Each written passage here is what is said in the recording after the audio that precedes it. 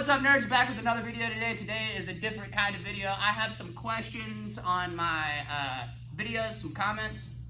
There were some good questions, so today we're just going to be answering a couple of questions. We have 3 of them. So today, as the dummy, I have the brand spanking new black belt. My coach, Chris Tippins, got promoted yesterday by Gustavo Machado to his black belt after 16 years. Yeah. So congratulations. I've embarrassed him now. He's going to beat me up for it later.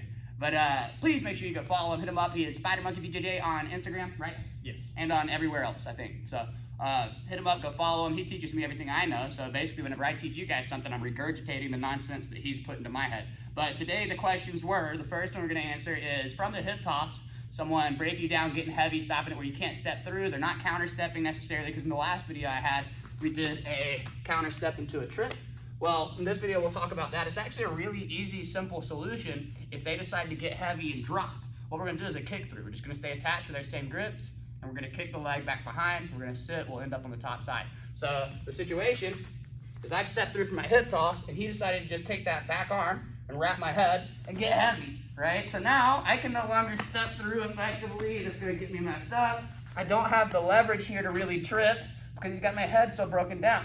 So I stay attached, I pinch in, I kick. So simply, it's a sit through, right? Or a kick through, really, right? So I'm not kicking cross here, but I am just taking my leg and dropping my hip to the mat, blocking his feet as he goes back. So staying attached to the hip is sort of important. Kicking the leg all the way through, like you're trying to kick miles past the far side leg to bring him down and get him to the floor. So first question taken care of, great question. Second question. A gentleman asked specifically what the heel hooks are attacking. So this is where I'm going to have some pictures up, probably covering Coach's face. But when you attack a heel hook, there's a couple of things that are in trouble, right? So there's 2 bones here, right? They run just like this, 2 big bones. They're like that. The heel hook, whenever you isolate the knee, you start twisting here, right? One thing that can happen is as you twist, you rotate, you get those bones to start overlapping, which can cause spiral fractures. Right? Also, your meniscus and other tendons up here in the knee, as the knee twists, as you have the knee line controlled, also could go out.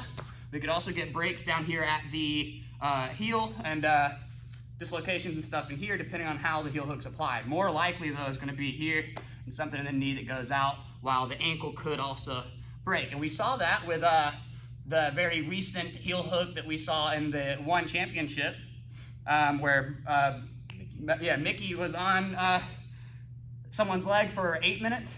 Somewhere like that. Yeah, and was attached, broke everything, tore all the tendons here. He said it felt like cardboard. So yeah, so what's more likely to go out was also asked in the question, and that's just depending on how the heel hook is, how you have the knee line controlled, what your opponent's doing, how they're twisting, trying to defend and escape the heel hook.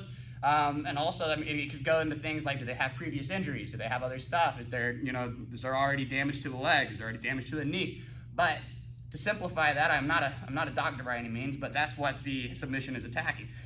Third question, I gotta remember what it was. I asked about the heel hook.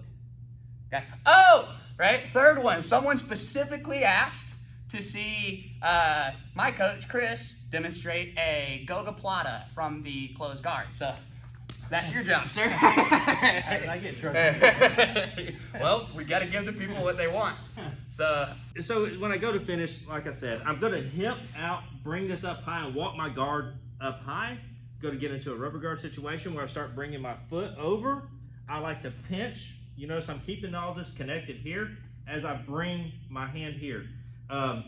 When I bring my knee up, that gets this shoulder tight and helps create more pressure on my foot into his carotid as I bring my elbow to my shin and I kick up.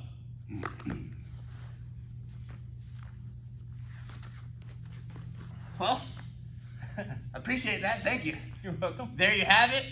We appreciate the comments. If anyone else has any questions, comments about any of the videos that we posted before, please go on there, ask them, and we'll do our best to go and answer them. So we appreciate it. Thank you. As always, do all the good stuff. Like, comment, subscribe. Like we were saying, we appreciate you guys so much. 550 subscribers already. The last time I made a video was like 513 or 20. I can't remember exactly, but it's crazy. We appreciate you guys more than you know. Thank you so much.